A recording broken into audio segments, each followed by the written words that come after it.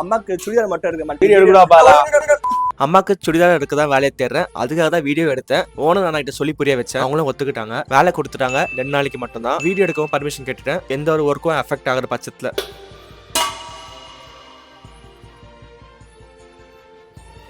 தண்ணிங்கண்ணா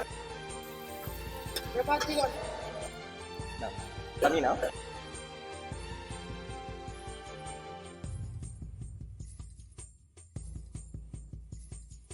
நான் தூங்கும் முன்னே நீ தூங்கி போனாய் தாயே என் மேல் உனக்கென்ன கோபம் கண்ணான கண்ணே என் தெய்வ பெண்ணே நீ ஊத வேண்டும்.